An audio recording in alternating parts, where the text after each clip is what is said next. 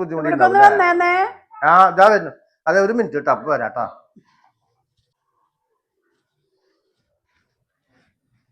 എന്താ വിളിച്ച്? അതെ, എന്തിനാ അവര് ഇങ്ങോട്ട് വന്നിരിക്കണോ? അവര് വേറെന്തോ പരിപാടി പറയാൻ വേണ്ടി വന്നിട്ടുള്ളത്.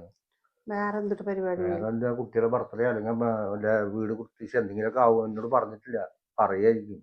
അപ്പോഴേക്കും നീ വിളിച്ച് ചോദിക്കാത്ത.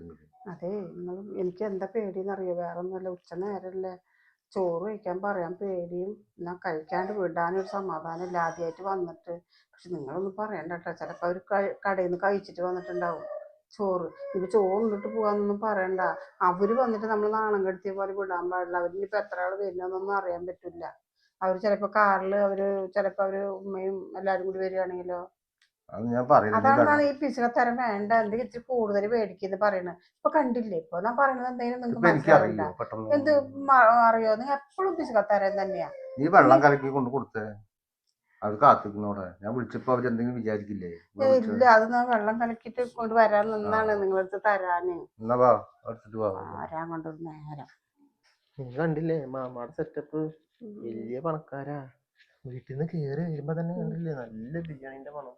അതേ, മാമ നമ്മളെ നന്നായിട്ട് നിർബന്ധിക്കും.